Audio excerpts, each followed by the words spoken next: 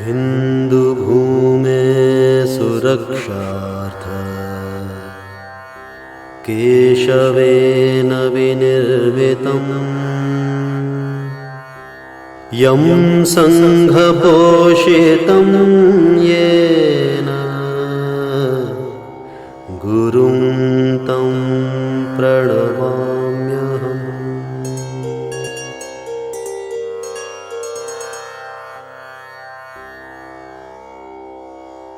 विश्व की प्राचीनतम भारतीय संस्कृति के संरक्षण एवं समाज प्रबोधन से जुड़ी समुत्कर्ष समिति द्वारा आप सभी समाज बंधुओं बहनों का समुत्कर्ष संस्कार माला 2020 में हार्दिक स्वागत एवं अभिनंदन है।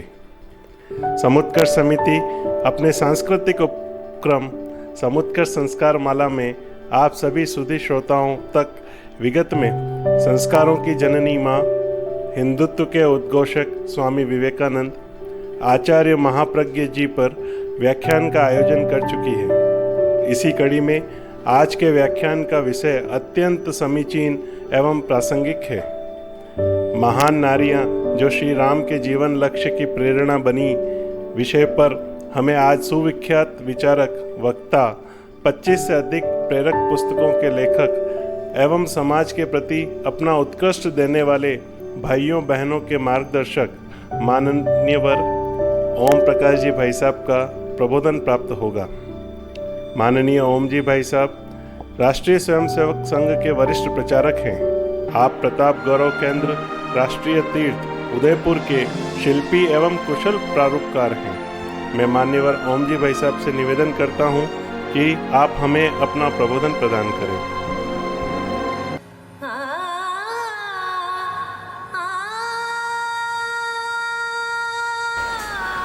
समुत्कर्ष समिति द्वारा आयोजित इस संस्कार माला को देख रहे सभी देवियों और सज्जनों को सादर प्रणाम करता हूँ। रामायण के बारे में तो हम सब लोग बहुत अच्छी तरह से जानते हैं, इसलिए कोई आज ये जो विषय चुना गया है इसके बारे में कोई बहुत अधिक नवीनता से युक्त बात होगी ऐसा तो मैं नहीं मानता। किंतु एक चीज़ के बारे में हम सब लोगों को हमेशा ही सोचना चाहिए कि हमारे यहाँ भारतवर्ष में जितने भी बड़े बड़े महापुरुष हुए हैं उन लोगों का जीवन इतना विराट और इतना महान था कि उनके आसपास उनके जीवन में उनके जीवन के लिए बहुत महत्वपूर्ण स्थान रखने वाले कितने ही ऐसे अन्य जन वो थोड़े गौण हो गए। उनके बारे में बहुतायत में ठीक ढंग से उपयुक्त जानकारी हम तक दी नहीं गई, पहुंची नहीं, और हमारे भी सोचने समझने देखने का नजरिया उस प्रकार का बन गया। मैं अपनी बात शुरू करूं एक उदाहरण से। एक स्कूल के अंदर एक इंस्पेक्टर साहब पहुंचते हैं। कक्षा चल रही है, कक्षा में कक्षा अध्यापक बच्चों से कुछ सवाल जवाब कर रहे हैं। इंस्पेक्टर साहब खड़े खड़े देख रहे हैं, तो उन्होंने कहा कि रुकिए ज़रा, मैं भी एक सवाल पूछता हूं बच्चों से, मालूम पड़ेगा कि बच्चों की प्रतिभा कितनी अधिक है। सवाल वही चिर परिचित सवाल पूछा उन्होंने कि शिव धनुष, जनक के दरबार में शिव धनुष किसने तोड़ा? अब सब बच्चे चुप, एक दूसरे का मुंह ताक रहे। इंस्पेक्टर साहब ने थोड़ा प्रोत्साहन दिया, बताइए बताइए। कक्षा अध्यापक ने भी थोड़ा सा इशारा किया। उनकी कक्षा का एक बड़ा टैलेंटेड बालक था, रमेश नाम था उसका, उसको खड़ा किया, तुम बताओ। तो उसको भी मालूम था नहीं, इसलिए डरते डरते उसने बोला, ये जो कमलिया है इसने तोड़ दिया होगा, ये हमारे स्कूल के अंदर सब तोड़ता रहता है, टेबलें कुर्सियां।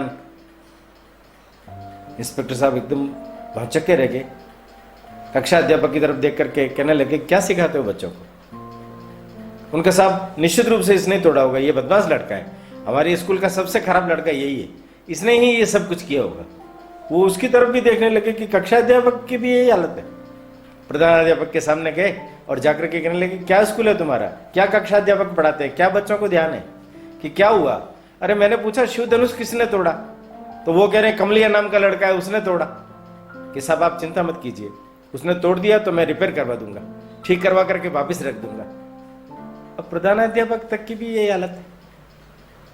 ये कथानक आपने सुना होगा, मैंने यहां जानबूझ करके इसका प्रयोग किया कि कुछ ऐसी बातें होती है कि जो पीढ़ी दर पीढ़ी हस्तांतरित होते होते होते होते नीचे तक आते आते पता नहीं क्या क्या क्या हो जाता है, कुछ पता ही नहीं चलता। अगर आपको मैं इसका एक ठीक उदाहरण देने की चेष्टा करूं तो आपको मैं बता सकता हूं कि वाल्मीकि रामायण, ये रामायण के बारे में सबसे प्राचीनतम ग्रंथ है। इस ग्रंथ में देखिए आप, इस ग्रंथ के अंदर अगर आप बालकांड और अंतिम उत्तरकांड दोनों को पढ़ेंगे तो दोनों में पहले कांड में कही गई बातों का विरोधाभासी स्वर अंतिम कांड में मिलेगा। इसका मतलब यह हुआ कि शायद हो सकता है ये जो उत्तरकांड है ये वाल्मीकि जी ने नहीं लिखा हो, बाद के लोगों ने उसको लिख करके उसके साथ में जोड़ा हो। जो भी हो, रामायण के बारे में सबसे ऑथेंटिक अगर कोई ग्रंथ माना जाएगा तो वाल्मीकि रामायण माना जाएगा। वो संस्कृत में है। हमारे देश की एक सबसे बड़ी विशेषता यह है कि अलग अलग लोगों ने अपने अपने ढंग से हर वर्जन को लोगों के सामने अभिव्यक्त किया है। अब गीता को ही ले लीजिए, 400 वर्जन है, माने 400 लोगों ने गीता को किस ढंग से समझा, उसको लोगों को जो समझाया, उस पर टीका टिप्पणी की है, वो वर्जन इतने हैं। रामायण में भी यही हाल। किंतु रामायण के अंदर मुख्य रूप से अगर हम देखा जाए तो प्राचीन काल में वाल्मीकि रामायण यही एकमात्र सबसे ऑथेंटिक ग्रंथ माना जाता है। किंतु उसके बाद में, उसके माने महाभारत के लेखन के भी बाद में अगर आप देखेंगे तो अध्यात्म रामायण करके एक रामायण आई, उसके लेखक के बारे में कोई जानकारी नहीं है, किंतु वो भी एक वाल्मीकि रामायण से प्रेरणा प्राप्त करके लिखी गई रामायण है। आज से 600-700 साल पहले रामचरितमानस तुलसीदास जी ने, उनके समकक्ष बहुत सारी रामायण भारतवर्ष के अंदर प्रचलित हुई। थोड़ा बहुत अंतर है, हर एक ने अपने अपने हिसाब से उन सब चीजों को प्रकट किया है। एक सबसे बड़ी और सबसे महत्व की बात जो इन चीजों में वेरिएशन लाती है वो यह है कि वाल्मीकि ने कहते हैं कि राम के समय में ही रामायण का रचना काल है, वो उस समय में ही उन्होंने लिखा है। तो वाल्मीकि ने अगर उस समय में लिखा है तो उन्होंने राम को अवतार नहीं माना, एक मनुष्य माना। और बाकी के कालखंड के अंदर आते आते भगवान राम भगवान हो गए, इसलिए उनके और देखने की सारी दृष्टि वो बदल गई। मैं भी अभी आपके सामने भगवान राम को प्रेरणा देने वाले, उनके जीवन का निर्माण करने वाले, उनके जीवन में महत्व का स्थान रखने वाले और संपूर्ण रामायण के भी अगर मैं कहूं ऐसे नारी पात्र कि जिनको जानना समझना हमारे लिए अत्यंत ही आवश्यक है। क्यों? अभी महिला सशक्तिकरण का बहुत ज्यादा जिक्र और दौर चलता है। महिला सशक्तिकरण में एक महत्वपूर्ण बात जिसको हम सब लोगों को समझना चाहिए वो केवल इतनी सी है कि वास्तव में महिलाओं ने अपने जीवन को आगे बढ़ाया है, पर हम लोगों ने कभी उनको उनका वो स्थान उपलब्ध नहीं कराया, उनको उतना मान सम्मान स्वाभिमान स्वावलंबन नहीं दी। इसके कारण से ये जितने भी बड़े बड़े पात्र रामायण के अंदर भी हुए हैं, अगर आप उनकी मीमांसा सुनेंगे तब आपको मालूम पड़ेगा कि उनके जीवन को भी कभी उतना अवसर नहीं मिला, एक्सपोजर नहीं मिला। मैं रामायण की कुछ महिला पात्रों के बारे में आज इस विवेचन में आपके सामने रखने का प्रयास करता हूं। 3 छोटे छोटे कालखंडों में, 3 छोटे छोटे क्षेत्रों में, 3 छोटे छोटे हिस्सों में आज के इस व्याख्यान को मैं रखता हूं। पहला हिस्सा है राम का अपना कुल। आपने सबने सुना ही है, रघुकुल। रघुकुल रीत सदा चली आई, प्राण जाए पर वचन न जाई। रघुकुल, रघुकुल के महिला पात्र। दूसरा, राम ने असुरों का सफाया किया। असुरों ने उस समय आतंकवाद फैलाया, उन्होंने स्वयं ने अपनी जिम्मेदारी ओढ़ करके और उनका सफाया किया। असुर कुल में भी उस जमाने में किस प्रकार की महिलाएं पैदा हुई, उनका स्तर कैसा था, उनका जीवन कैसा था, क्या वास्तव में उन्होंने आतंकवाद को प्रश्रय देने में अपनी भूमिका निभाई या उसका विरोध किया? यह भी एक सोचने और समझने की महत्वपूर्ण बात होगी। और तीसरा, उस कालखंड के अंदर आतंकवाद से पीड़ित समाज जो सबसे ज्यादा था वो था ऋषिकुल। ऋषियों के आश्रम थे, आश्रमों में यज्ञ की संस्कृति की आराधना होती थी और ये आतंकवादी उनके ऊपर हमला करके उनको भ्रष्ट कर देते थे। उनसे रक्षा करना, हिंदू संस्कृति की रक्षा करना, उस समय के धर्म की रक्षा करना, ये एक बहुत बड़ा महती कार्य था। तो उन लोगों ने भी अपनी भूमिका कैसी निभाई? ये 3 अलग अलग क्षेत्र है जिसके अंतर्गत मैं आपके सामने कुछ अलग अलग पात्रों को रखने का प्रयास करता हूं। रामायण का सबसे बड़ा पात्र है सीता जी। ये सबसे बड़ा पात्र है। आप देखिए, अगर आप रामचरितमानस पढ़ेंगे तो उसमें नायक है राम, और अगर आप वाल्मीकि रामायण पढ़ेंगे तो देखिए, मैं इसका शब्द प्रयोग थोड़ा सा बदलता हूं, वो रामचरितमानस है तो वाल्मीकि रामायण सीता चरितमानस है। वाल्मीकि जी ने सीता के साथ में बहुत न्याय किया, सीता को बहुत बढ़िया तरीके से उन्होंने सामने रखा है। आप देखिए, सीता के बारे में मैं कुछ बातें आपको बताता हूं, शायद आप लोगों को भी उसकी जानकारी कम होगी या विश्लेषण करते समय में हम लोग उस चीज को छोड़ चुके होंगे। सीता का जन्म कहां हुआ? जनक के यहां, किंतु कहां? एक खेत में। खेत में माने सीता का जन्म हो जाने के बाद उसको किसी संदूक में रख करके जनक के खेत में कोई व्यक्ति डाल करके चला गया। हल के द्वारा जब सीता जनक को प्राप्त हुई तो जनक ने केवल सीता का लालन पालन नहीं किया, अपितु जनक की पत्नी सुनैना, उसने भी उस अज्ञात पुत्री को अपनी पुत्री मान करके, ज्येष्ठ पुत्री मान करके उसको अत्यंत ही अधिक प्रेम और संस्कार दिया। सोचिए आप, एक माँ जो उसकी लड़की नहीं है, उसकी सगी माँ से भी ज़्यादा उसको प्यार देती है, ये अपने आप में सुनैना ने एक मापदंड लोगों के सामने रखा कि बेटी को कितना अधिक प्यार दिया जाना चाहिए। ये हमारे आज के ज़माने की बातें हैं। आज भी आप देखेंगे तो हॉस्पिटल के पालना घर में लोग अज्ञात बच्चे को छोड़ करके चले जाते, कोई उनका धनी थोड़ी नहीं, अनाथ बच्चा। सीता एक अनाथ बच्ची थी, अज्ञात कुलशीला थी। जनक ने अपना उत्तरदायित्व तो समझा, उसको पाला पोसा, बड़ा किया, अपनी ज्येष्ठ पुत्री का स्थान दिया, जानकी नाम रखा उसका, सीता नाम रखा। हल को जोतते समय उसको प्राप्त हुई थी, इसलिए उसका नाम सीता रखा गया। देखिए अब सीता में कितने गुण थे, ताकत कितनी थी कि जिस शिव धनुष को तोड़ने का उपक्रम सामने रखा गया, वो क्यों रखा गया? क्योंकि बचपन में खेल ही खेल के अंदर जनक ने देखा कि उस शिव धनुष को सीता ने एक ही हाथ से उठा लिया। जिसका इतना सामर्थ्य हो, इतना सामर्थ्य मैं इसलिए बोल रहा हूं, रावण भी उस धनुष को उठा नहीं पाया था। जब रावण नहीं उठा पाया, सीता उठा सकती है, इसका मतलब सीता के सामर्थ्य का अंदाजा लगाइए, सीता का सामर्थ्य कितना अधिक था। इसलिए उन्होंने इस शर्त को रखा कि जो इसको उठाएगा वो इसको पाएगा। भगवान राम ने उसको उठाया। किंतु आप देखिए, इससे पहले की एक बड़ी अच्छी भूमिका, थोड़ा विषयांतर नहीं होगा किंतु इस विषय को छूना जरूरी है। विश्वामित्र ने राम को पूछा, राम तुम कैसी पत्नी पसंद करोगे? तो राम ने कहा, आपके सामने मैंने प्रतिज्ञा की है कि निश्चरहीन करूं मही, भुजो उठाए प्रण कीन।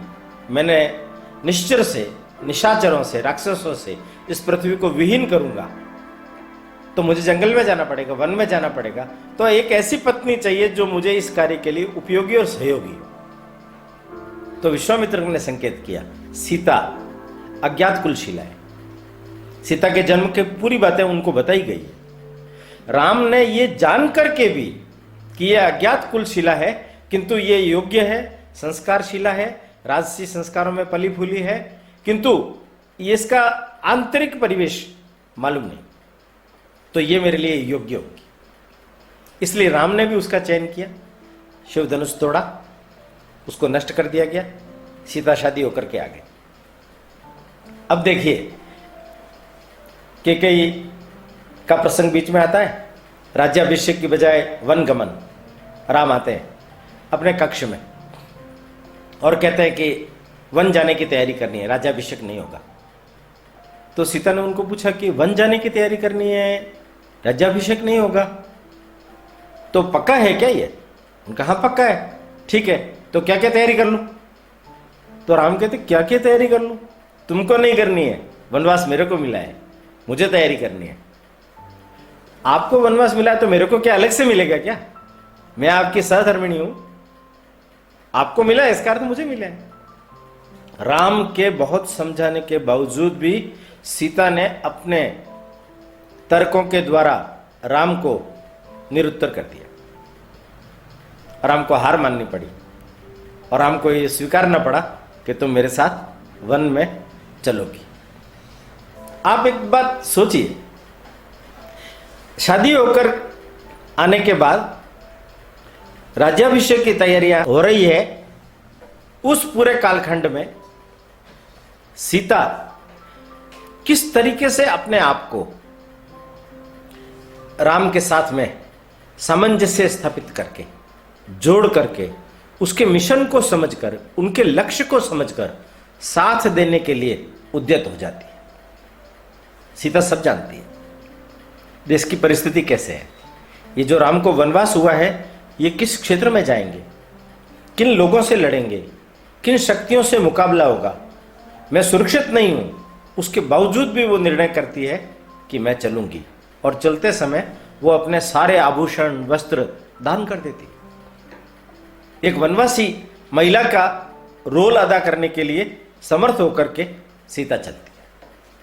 और पूरा रामायण का 14 साल का वनवास का कालखंड अगर आप देखेंगे तो एक वनवासिनी की तरह पति के साथ कंधे से कंधा मिला करके उनके जीवन लक्ष्य को पूरा करने के लिए वो न केवल प्रेरणा बनी बल्कि स्वयं भी अनेक कामों में उनका हाथ बटाने लगी। आयुर्वेद सीखा, चिकित्सा सीखी। ये जो घायल लोग होते हैं उनकी त्वरित चिकित्सा, प्राथमिक चिकित्सा कैसे की जाती है उसका एक दल गठन किया। महिलाओं का भी उपयोग हो सकता है, इसलिए महिलाओं को भी अपने साथ में लेकर के उस प्रकार का प्रयत्न करने का उसने प्रयास किया। अब यहां थोड़ा सा व्यतिक्रम पैदा होता है। 10 साल के बाद जब भगवान पंचवटी की ओर प्रवेश कर लेते हैं, वहां जनस्थान है स्कंधावार, उस जगह पर रावण की बहन शूर्पणखा, खरदूषण, उनके साथ उनका युद्ध होता है। तब रावण सीता का हरण करने के लिए जब लेकर के जाता है, उस समय में सीता की जो मनस्थिति है वो एक सामान्य महिला के समान होती है। किंतु देखिए, वाल्मीकि ने भी, तुलसीदास जी ने भी इस ओर संकेत किया है। उन्होंने बोला कि ये जो सीता के मन में इच्छा पैदा हुई है मृग चर्म के लिए, मृग को अपने यहां पालकर एक पालने के लिए अच्छा स्वर्ण मृग होगा, उसके लिए है। उसमें से यह एक उपक्रम शुरू हुआ। सीता का हरण करने में रावण सफल हुआ, प्रतिकार किया सीता ने। सीता बुद्धिमान थी, रास्ते भर में वो अपने वस्त्र, आभूषण उनमें से कुछ न कुछ फेंकती जा रही थी, यह सोच करके कि कहीं न कहीं से संकेत मिलेगा, मुझे कौन हरण करके ले गया है, किस प्रकार से ले गया है उसका मालूम पड़ेगा। जटायु गिद्ध पक्षी, इसने रावण को रोका था। राम को सबसे पहले सूचना उसी ने दी थी। ऋषिमुख पर्वत सुग्रीव और अन्य वानर वहां बैठे हुए थे, तब वानरों ने सीता के आभूषण की पोटली ला करके दी, तो उससे भी ये साबित हुआ कि सीता वहां है। पर सीता देखिए, दो प्रसंग सीता के जीवन के बड़े महत्वपूर्ण हैं। वनवास काल का सबसे चरम बिंदु लंका के अंदर उसका 1 साल तक 9 महीने तक रहना। अशोक वाटिका में वो रही। मंदोदरी के कहने पर रावण ने उसको वहां रखा।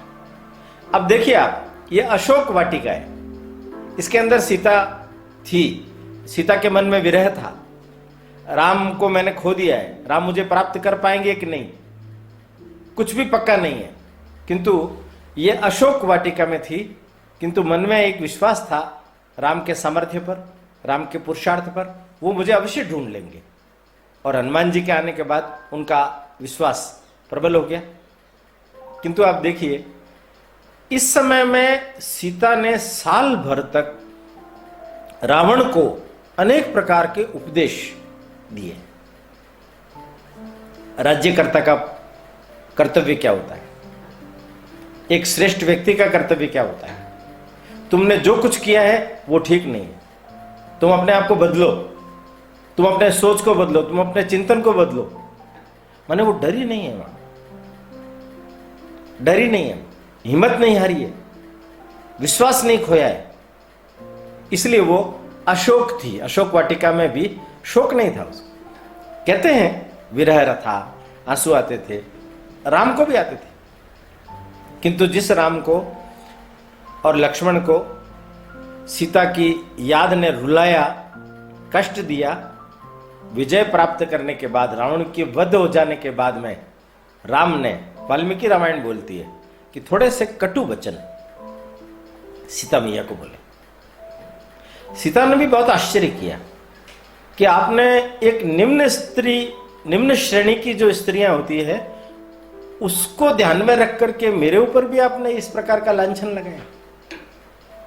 मैं 1 वर्ष वहां रह करके आई हूं, रावण ने मेरा हरण किया, उसमें स्पर्श किया, मैं विवश थी, किंतु उसके अलावा मैंने मन, वचन और कर्म, इन तीनों से सिवाय आपके किसी का स्मरण नहीं किया।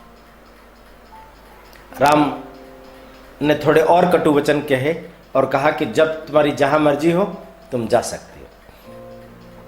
तब सीता ने लक्ष्मण को कहा कि लक्ष्मण, अब मेरे लिए चिता जला लो।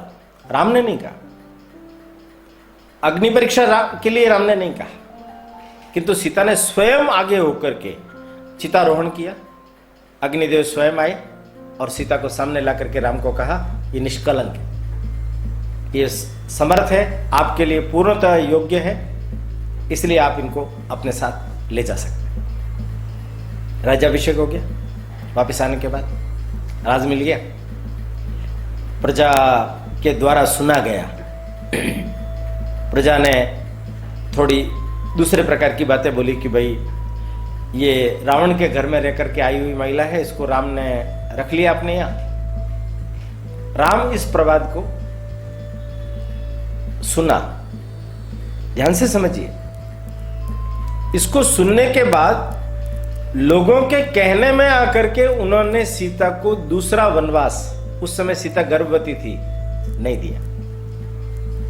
आप ध्यान से समझिए, राम के ऊपर प्रजाजनों का प्रवाद कोई मायना नहीं रखता।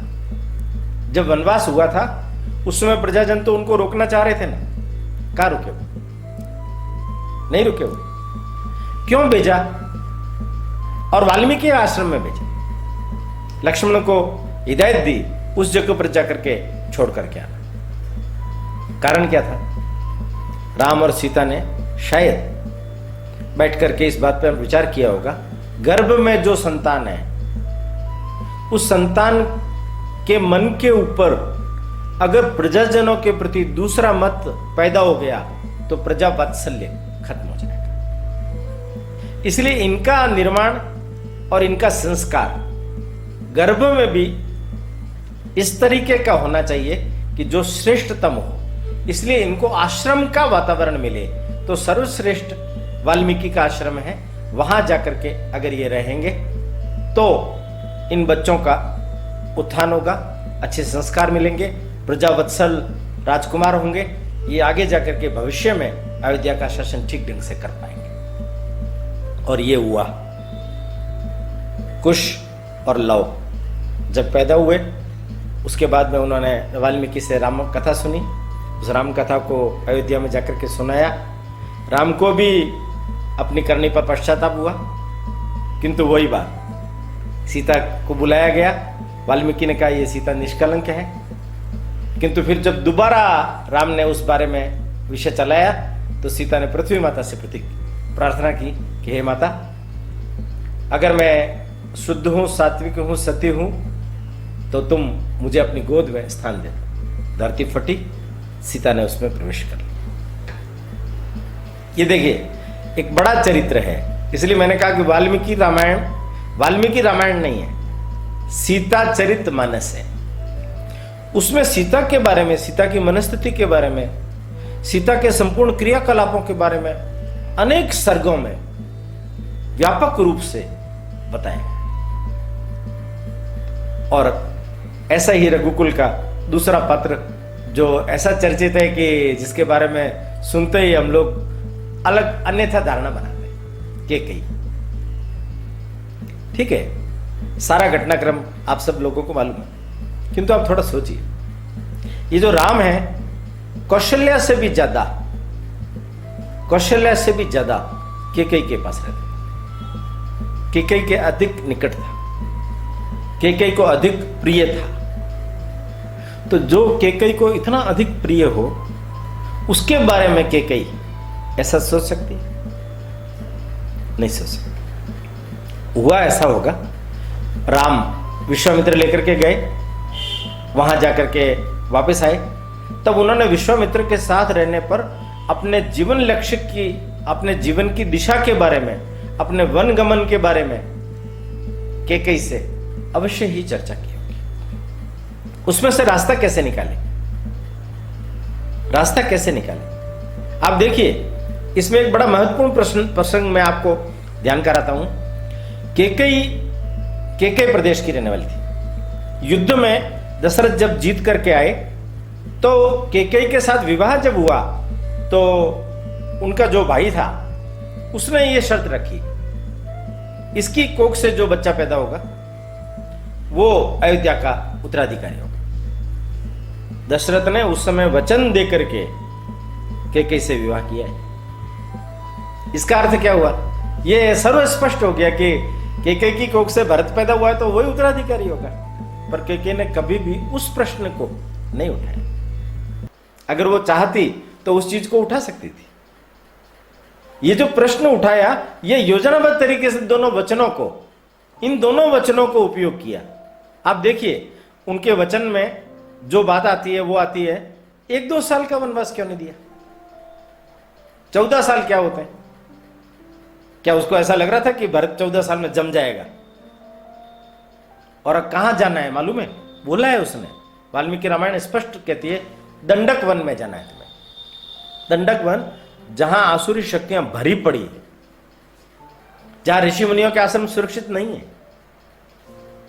सोचने के लिए हम सोच सकते हैं कि राम शायद जीवित नहीं बचेगा, पर जो ताड़का को मार करके आया हो, उनके विश्वामित्र को सुरक्षा प्रदान करके आया हो, वो कैकेयी इस बात को नहीं जानती थी, वो राम के सामर्थ्य को नहीं जानती थी। इसका अर्थ क्या हुआ? इसका अर्थ हुआ कैकेयी ने लांछन स्वीकार किया, मेरे ऊपर जो लांछन आएगा वो मुझे स्वीकार है, मैं इसको सहन करूंगी। किंतु हे राम, तुम अपने जीवन लक्ष्य के प्रति सफल हो जाओ, तुम इस दिशा में आगे बढ़ सको, इसके लिए मैं ये कदम उठाऊंगी। इसलिए उन्होंने इस कदम को उठाया। रामायण के अंदर आप रघुकुल के जितने पात्रों को देखेंगे, कौशल्या, सुमित्रा, लक्ष्मण और शत्रुघ्न की मां, सुमित्रा तो शेरनी की तरह थी, उसने पीछे पूरे परिवार को संभाला है राम के जाने के बाद। क्योंकि राम के जाने के बाद ये जो तीनों राजकुमार थे, इनमें विग्रह ऐसा पैदा हुआ कि इन्होंने राजकाज वहां से छोड़ दिए, राजमहलों के सुख छोड़ दिए। और इनकी पत्नियां, भरत की पत्नी मांडवी, शत्रुघ्न की पत्नी श्रुतकीर्ति, और लक्ष्मण की पत्नी उर्मिला, इन्होंने इतनी तेजस्विता दिखाई। सादा जीवन, वनवासी जीवन, तपस्या युक्त जीवन, उपवास युक्त जीवन, जमीन पर सोना, माने कठोर से कठोरतम तप करते हुए उन्होंने 14 साल राम की, सीता की, लक्ष्मण की प्रतीक्षा की। माने पूरा रघुकुल इस अवस्था में आ गया, राम नहीं है तो हमारे जीवन के अंदर आराम नहीं है। हमारा जीवन राम की प्रतीक्षा में, राम के वियोग में तपस्या युक्त बना करके श्रेष्ठतम जीवन जिएंगे। तो रघुकुल की जो रीत है उनका इन महिला पात्रों ने बड़ी बखूबी पालन किया। दूसरा, असुरकुल। जैसा कि मैंने बीच बीच में आपको बताया, कुछ चीजें वाल्मीकि रामायण के अंदर ऐसी स्पेशल आई है कि अगर आप बहुत ध्यान से देखेंगे तो आपको भी बड़ा आश्चर्य होगा। मंदोदरी, ये रावण की पत्नी है, इसने सबसे ज्यादा विरोध रावण के कृत्य का किया।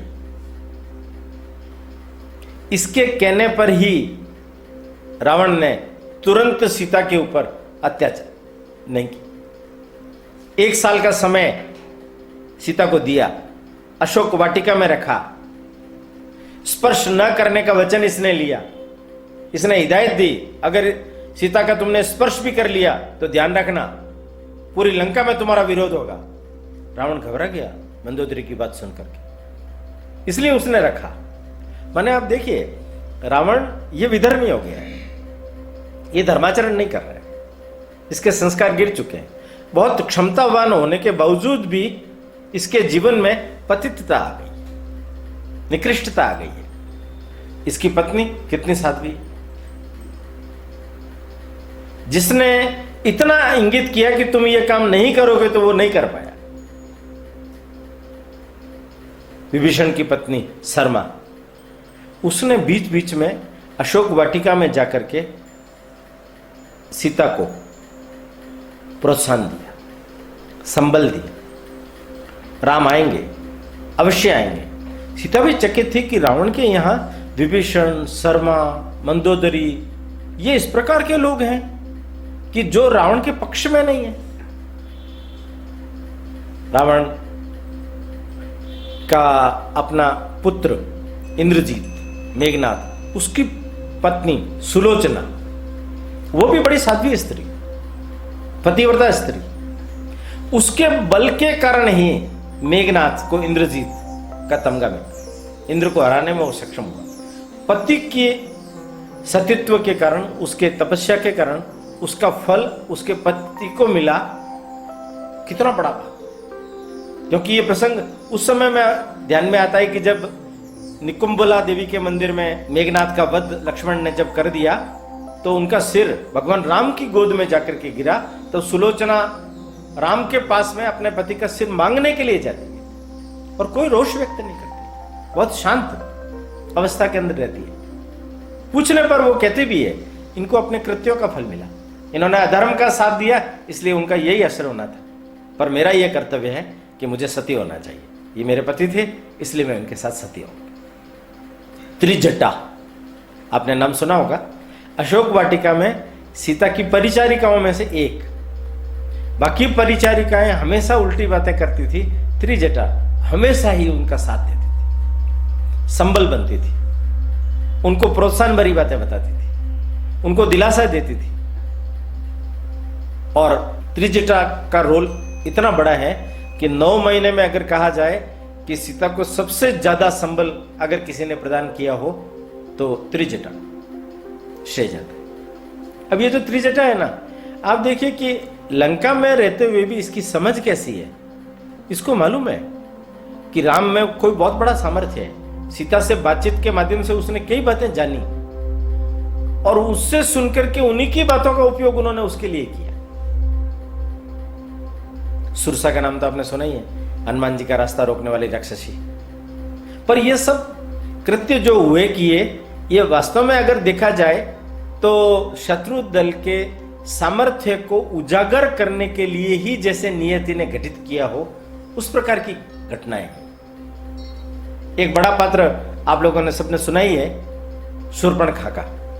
अब शूर्पणखा का नाम सामने आते ही एक अलग प्रकार का कैरेक्टर अपने ध्यान में आता है, किंतु वाल्मीकि रामायण को अगर आप पढ़ेंगे तो उसका ये जो अरण्य कांड है, उस कांड में स्कंदावार में जनस्थान में ये रहती थी शूर्पणखा। इसने विद्युत जय कालकेय करके एक व्यक्ति से, राक्षस से शादी की थी।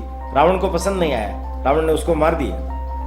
पर बहन का मान रखने के लिए ये जनस्थान स्कंदावार में खर और दूषण के साथ 14,000 की सेना देकर के इसको वहां रखा। ये बहुत पतित अवस्था के अंदर चली गई थी, कामुक जीवन व्यतीत करती थी। राम और लक्ष्मण पर भी उसने उसी प्रकार का प्रयोग करना चाहा, पर वो सफल नहीं हुई। राम लक्ष्मण ने एक चिन्ह कर दिए नाक पर और कान पर और छोड़ दिया, पर 14 सहस्र सेना खरदूषण के जो नेतृत्व में आई, उसको 1.5 घड़ी में अकेले राम ने संहार कर दिया। यह बात शूर्पणखा ने देखी, वो भाग करके गई है रावण के पास। रावण का और उसका संवाद, रावण के दरबार में रावण को भरी सभा में शूर्पणखा जो बातें बोलती है, अगर आप सुनेंगे तो आपको मालूम पड़ेगा वो कितनी शिक्षित थी, राजनीति का उसको कितना ज्ञान था। वो क्या कहती है कि जो राजा कामुक हो, स्त्रियों के फेर में पड़ करके अपने जीवन को नष्ट कर रहा हो, उसका राज्य नष्ट हो जाएगा। जो राजा अपने गुप्तचरों को भी ध्यान नहीं देता, अकंपन जो उनके गुप्तचर विभाग का मुखिया था, उसने आकर के बताया, उससे पहले रावण को मालूम ही नहीं था कि राम वहां आकर के रह रहे हैं, इतना सब कुछ हो रहा है, 14,000 की सेना नष्ट हो गई, ये मालूम ही नहीं था। उनका गुप्तचर व्यवस्था में इतनी ढिलाई। तुम्हारे जो कर्मचारी है, तुम उनको तनख्वाह नहीं देते, वो कम तनख्वाह में काम चला रहे, तुम चापलूसों से घिरे रहते हो, चापलूस जैसा कहते हैं उस पर तुम विश्वास कर लेते हो, तुम्हारे हित में बात कहने वाले लोगों को तुम बाहर कर देते हो। शूर्पणखा की वाक्य है ये। शूर्पणखा रावण को भरी सभा में बोल रही है। अब ये देखिए, शूर्पणखा ने ये नहीं बोला कि मेरा अपमान कर दिया गया, वो बहन के अपमान का बदला लेने के लिए नहीं गया है रावण। इतनी सारी बातें सुनकर के उसको जगाया और जगा करके बाद में उसने प्रहार किया कि राम इतना सामर्थ्यशाली है। अकंपन ने भी बोला कि तीनों लोकों में देव दानव देवता कुछ भी राम को नहीं हरा सकते। इससे भी उसका जो सोया हुआ भाव था जागृत हुआ। अकंपन ने सबसे पहले सीता हरण का सुझाव रावण को दिया। उसने कहा राम का जीव सीता में बसता है, तुम अगर राम को हराना चाहते हो तो उसका एक ही रास्ता है, तुम सीता का हरण करके ले आओ, तुम सीता का हरण करके ले आओ। वो सीता का हरण करके अगर लाएगा तो राम वैसे ही मर जाएगा, इसलिए सीता हरण का योजना बनी। हालांकि बाद में शूर्पणखा ने भी इस बात को बोला कि सीता ऐसी तेजस्विनी है, उसको जो व्यक्ति अपनी पत्नी बनाएगा उसके समान संसार में कोई दूसरा नहीं होगा। इससे उसकी कामुकता जग गई, इसने वो षड्यंत्र रचा। पर शूर्पणखा का पूरा विवरण और वर्णन अगर आप पढ़ते हैं तो उस समय में शूर्पणखा कितनी शिक्षित थी, राजनीति का उसको कितना ज्ञान था, राज्य व्यवस्था कैसे संचालित की जाती है उसके बारे में वो कितना अधिक जानती थी। तो शूर्पणखा का आपको एक नया चरित्र, नया चेहरा, नया प्रकार देखने को मिलेगा। तो राक्षस कुल में भी पैदा होने के बाद ऐसी अनेक महिलाएं जिन्होंने उस समय में धर्म की रक्षा के निमित्त येन केन प्रकार अपना कुछ न कुछ योगदान दिया है, जो राम के लिए भी उपकारक बना। और तीसरा पक्ष है ऋषिकुल। उस समय में ऋषि मुनियों का आश्रम चलते थे, वो कुलपति हुआ करते थे, लोग उनके वहां करके शिक्षण प्राप्त करते थे। पर रावण की शक्ति जैसे जैसे बढ़ती गई, रावण उत्तर की ओर बढ़ता गया और रावण का प्रभाव ये दंडकारण्य, गोदावरी नदी तक बहुत ज्यादा था।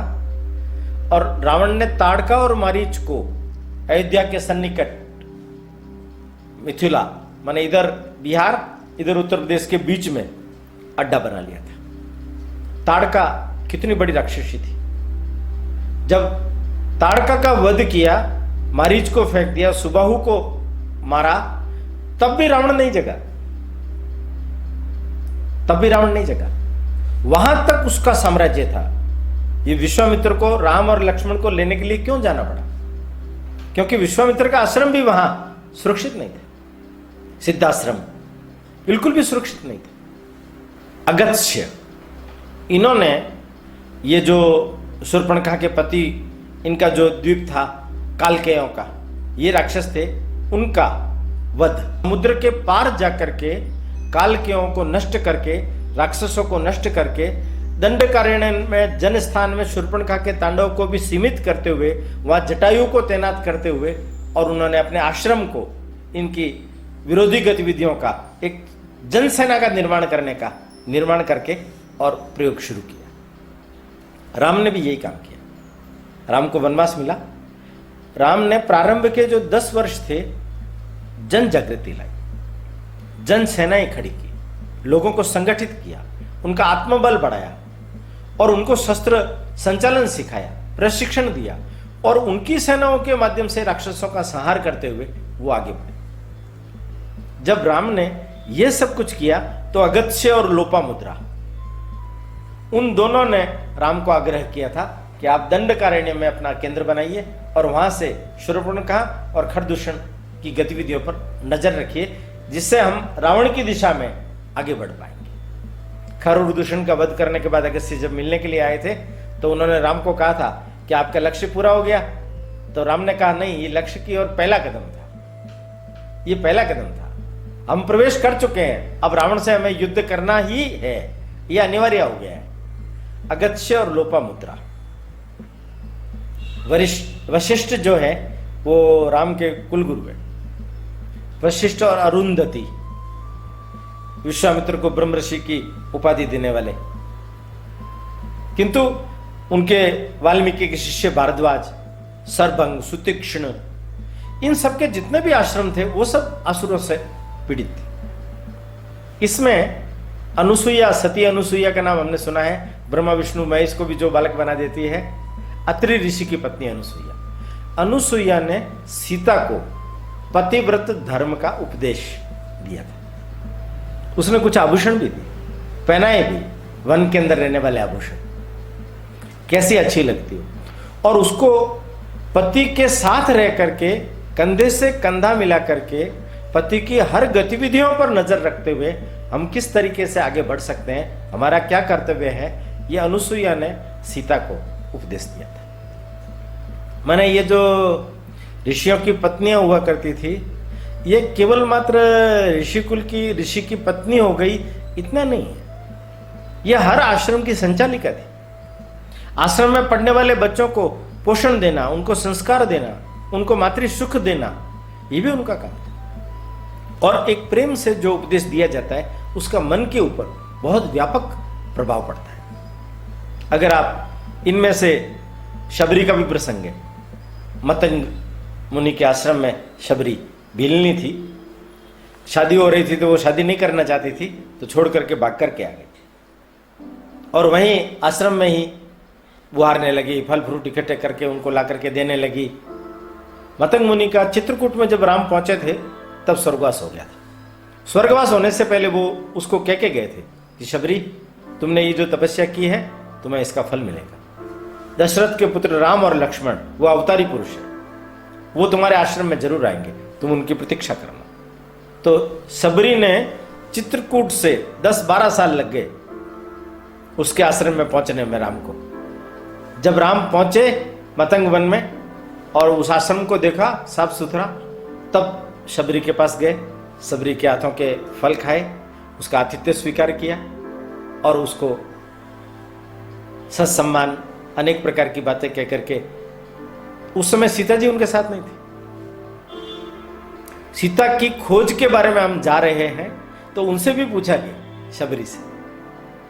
तो हालांकि सीता की खोज के बारे में शबरी ने कहा कि मैं इतना ज्यादा नहीं जानती हूं, किंतु रावण के बारे में सुना है वो दक्षिण में है, तो आप दक्षिण दिशा में आगे कदम बढ़ाइए। राम को पुख्ता जानकारी कबंध नामक एक राक्षस को मारने पर उसने बताया, आप ऋषिमुख पर्वत पर जाइए, पंपा सरोवर है वहां, सुग्रीव, हनुमान, नल, नील, तार ये मिलेंगे, बाली का राज्य किष्किंधा पास में ही है, वो लोग आपको सहायता करेंगे और उनकी सहायता से आप सीता को आराम से प्राप्त कर लेंगे। सबरी से मिलने के पश्चात मतंग वन से जब राम ऋषिमुख पर्वत पर पहुंचते हैं तो वहां सुग्रीव से उनकी भेंट होती है। सुग्रीव को उसके बड़े भाई किष्किंधा के राजा बाली उन्होंने निष्कासित कर दिया गया होता है। सुग्रीव की पत्नी रूमा और बाली की पत्नी तारा, इन दोनों का भी राम के जीवन में बहुत बड़ा योगदान रहा है।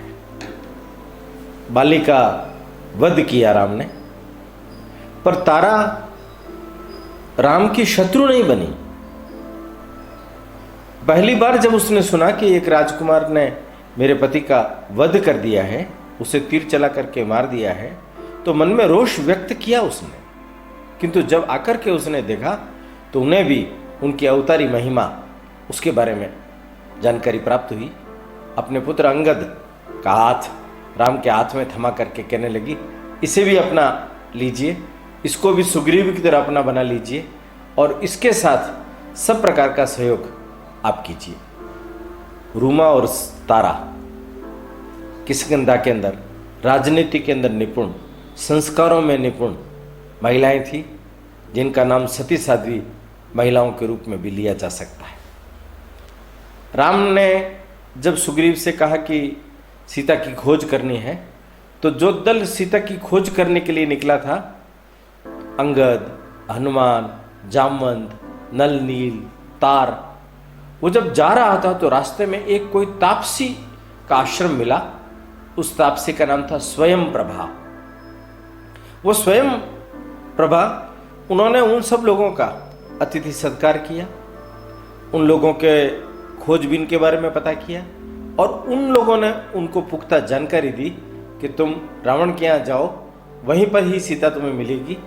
तो स्वयं प्रभा ने भी परोक्ष रूप से राम के जीवन में सीता की खोज जैसे महत्वपूर्ण विषय को ध्यान में रख करके और एक मार्गदर्शन किया, जिसके कारण से उनकी वो जो टोली है उनको सफलता प्राप्त हुई।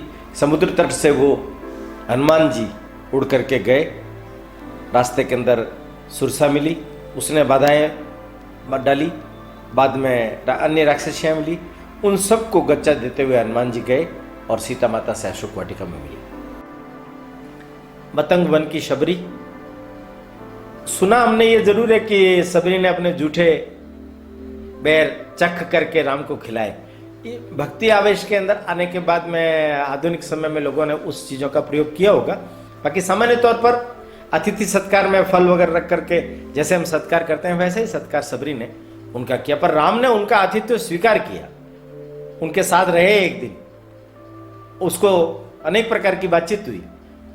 इसका अर्थ ये है कि राम एक सामान्य से सामान्य व्यक्ति को भी अपने साथ लेना, उसकी अस्मिता को जगाना, उसको भी उपयोगी बनाना, ये कला जानते थे। इसी कारण से वो जन संगठन कर पाए। पर राम के जीवन में और ऋषिकुल के इस सारी चर्चा में एक बहुत महत्वपूर्ण नाम, जिस पर मैं अंत में चर्चा का जरूर करना चाहूंगा, और वो ये है कि राम जब विश्वामित्र के आश्रम में गए और उन्होंने वहां ताड़का का वध किया, मारीच को भगाया और सुबाहु को मारा, तब राम को विश्वामित्र ने सबसे पहले बला और अति बला इस मंत्र का उपदेश दिया। शस्त्रों का ज्ञान नहीं दिया, अस्त्रों का ज्ञान नहीं दिया। पहले उनको ताड़का को वगर को मारा, उनका सामर्थ्य देखा, उनकी प्रतिज्ञा को देखा, उनकी योग्यता को देखा, और जब उनको विश्वास हो गया यह मेरे मिशन को, मेरे लक्ष्य को पूरा कर सकता है, तो फिर उन्होंने 55 अस्त्र शस्त्रों की शिक्षा दी। एक एक अस्त्र शस्त्र के बारे में वाल्मीकि ने विवरण पूरा दिया है। किंतु जब वो आगे गए तो उन्होंने एक नए कथानक की ओर राम का ध्यान केंद्रित किया। वो कथानक था गौतम ऋषि की पत्नी अहिल्या का। उन्होंने अहिल्या की कथा के बारे में उनको बताया। अब देखिए, जैसा मैंने प्रारंभ में सीता को केंद्रित करते हुए अज्ञात कुलशीला शब्द का प्रयोग किया, मैंने सीता को छोड़ करके कोई चला गया। आज भी हमारे यहां देश में इस प्रकार की परिस्थिति बनी हुई है कि नहीं? और अंत में भी देखिए आप, पुरुष कुछ भी करके आ जाए सब चलता है, महिला सब नहीं चलता। महिला को जबरदस्ती किसी ने बलात्कार किया तो वो महिला समाज से त्याग दी जाती है, समाज उसका बहिष्कार कर देता है, उसका सम्मान नहीं रह पाता। उसका क्या दोष था? दोषी कोई और है, वो तो केवल दूषित हुई, उसमें उसका दोष नहीं है। जैसे सीता हरण, सीता का दोष नहीं है। तो भी राम जैसे व्यक्ति के मन में भी कटु वचन कहने का एक मनुष्य समझ करके वाल्मीकि ने राम से कहलवाया। माने हमारे समाज की जो अवस्था है वो एक विचारण है। गौतम की पत्नी है अहिल्या। वाल्मीकि ने इसका एक बड़ा अच्छा पूरा विवरण दिया है। ये जो अहिल्या है ये एक्चुअली में ब्रह्मा की पुत्री और बहुत सुंदरी थी। ब्रह्मा जी ने उसका लालन पालन पोषण किया और करके उसके लिए योग्य वर कौन है? इंद्र, अन्य देवता भी उसकी सुंदरता पर मुग्ध थे, वो उससे विवाह करना चाहते थे, पर ब्रह्मा जी ने उनको नहीं दी। ये तुम्हारे योग्य नहीं है, इसकी योग्यता अधिक है, ये गौतम ऋषि के योग्य। गौतम ऋषि को व्याधि गई, उनके एक संतान हुई शतानंद, 5 वर्ष का लड़का है। पर इंद्र, अब आप देखिए एक बड़ी विचित्र प्रकार की बात मैं आप लोगों के सामने रखना चाहता हूं। इंद्र जिसको देवताओं का राजा कहा गया है, यह इंद्र पद है। इस पर अलग अलग व्यक्ति अपने सत्कर्मों से उस स्थान को धारण करते हैं, पर उस स्थान को धारण करने के बाद में भी उनमें विकृति आती है, उनका पतन होता है। इसलिए उनको पदच्युत कर दिया जाता है, नए इंद्र का सृजन किया जाता है। इसलिए इंद्र में आप जब कभी भी पुराण आख्यान देखेंगे तो इंद्र पतित अवस्था के अंदर बहुत जल्दी जाता हुआ पाया जाता है, क्योंकि भोग विलास में डूबी हुई राजा वो क्या करेंगे? वो ठीक शासन नहीं कर पाएंगे। इसलिए बार बार असुरों से भी हारते थे। हारने का कारण यही था कि उन्होंने अपना सामर्थ्य क्षीण कर दिया भोग विलास में खो करके। इंद्र ने इस बात को प्रतिष्ठा का प्रश्न बना लिया और वो मौका ताकने लगा। और एक दिन उसने गौतम ऋषि की अनुपस्थिति में गौतम का वेश धारण करके और अहिल्या के साथ में बलात्कार किया। और जब वो जा रहा था तब गौतम ऋषि आए और उन्होंने उसको देखा तो उन्होंने उसको श्राप दिया। तो उससे उसका लिंग गिर करके कट गया। बाद में मेष का लिंग लगाया गया उसकी। वो समर्थ व्यक्ति है, श्राप दे दिया गया किंतु उसका बहिष्कार नहीं हुआ। वो राजा का राजा रहा, उसके खिलाफ कोई बोलने के लिए तैयार नहीं। जनक मिथिला का राजा, वो उसी के अधीन ही गौतम ऋषि की मान्यता थी। गौतम ऋषि उस जमाने के माने हुए ऋषि थे, उसके बावजूद भी इंद्र का कोई कुछ नहीं बिगाड़ सका। सजा किसको भोगनी पड़ी? अहिल्या को। अलग अलग विवरण, अलग अलग वर्णन है कि वो उसको भी श्राप दिया गया कि पत्थर की बन जा। वाल्मीकि रामायण में नहीं है पत्थर की अहिल्या बन जाए, ऐसा श्राप वाल्मीकि रामायण में नहीं है। वो सामाजिक संपर्क से कट गई, उस आश्रम के अंदर ही रहती थी, इसलिए उस जड़तावश उसको अहिल्या पत्थर की मान लिया गया। समाज ने कितना बड़ा बहिष्कार किया। जो दोषी है नहीं है, जो सती साध्वी है, जिसके साथ छल पूर्वक बलात्कार किया गया, उसको समाज में कोई भी प्रतिष्ठा देना नहीं चाहिए, उसको उसका स्थान नहीं मिलना चाहिए। अहिल्या की कथा सुना करके उन्होंने कहा कि गौतम ऋषि तक ने अहिल्या का त्याग कर दिया, तपस्या करने चले गए। उसका पुत्र सतानंद बाद में राजपुरोहित बना जनक का। उसकी इच्छा होते हुए भी, गौतम ऋषि की इच्छा होते हुए भी वे अहिल्या के साथ न्याय नहीं कर सके। जनक की भी इच्छा थी, वो भी न्याय नहीं कर सके। माने देखिए आप, सद्वृत्ति के लोग एकदम श्रेष्ठतम भाव अपने मन में रखते हैं कि हम अच्छा करना चाहते हैं, किंतु आप देखिए कैसी बड़ी विडंबना है, अच्छा करना चाहते हैं, अच्छा कर नहीं पाते। उनके आत्माओं समाज ऐसा बांध देता है, वो इतना हिम्मत कर ही नहीं पाती थी, पुरुषार्थ ही नहीं दिखा पाते। समाज की मान्यताओं को बदलना पड़ेगा, समाज का परिष्कार करना पड़ेगा, समाज के लोगों के मन में सब चीजों की स्पष्टता को बनाए रखने के लिए कुछ न कुछ प्रशिक्षण की व्यवस्था करनी पड़ेगी, ऐसा विश्वामित्र राम को बोलते। और राम को कहते हैं, राम क्या होना चाहिए? राम ने कहा दोषी को सजा मिलनी चाहिए, सबसे पहला काम। और दूसरा काम, जो दूषित हुआ है उसको प्रतिष्ठा मिलनी चाहिए। देखिए अब राम स्पष्ट है, ये राम का भी निर्माण हो रहा है। राम को केवल प्रतिज्ञा करवाई नहीं गई, दीक्षा केवल दी गई नहीं है, उसको अपने लक्ष्य के अनुरूप हर प्रकार से सिद्ध करने के लिए विश्वामित्र कितना उपक्रम करते। सिद्धाश्रम का उनका काम हो गया था। 10 दिन के लिए राम लक्ष्मण को मांग करके लाए थे, वो वापस जा सकते थे, पर उनको भेजा नहीं। अहिल्या के आश्रम में से होकर के, सीता के स्वयंवर में से होकर के फिर अयोध्या में, किंतु यहां देखिए आप, जब गए तो कुटिया का दरवाजा खटखटाया तो खुला ही नहीं। किसी को ऊपर से चढ़ा करके उसकी कुटिया का पीछे द्वार खोला, द्वार खोल करके अंदर गए। अहिल्या तो हतप्रभ रह गई। विश्वामित्र को तो पहचानती थी, इन दोनों को नहीं पहचानती थी। पूछा उसने, ये लोग कौन है, अब मेरे आश्रम में किस लिए आए?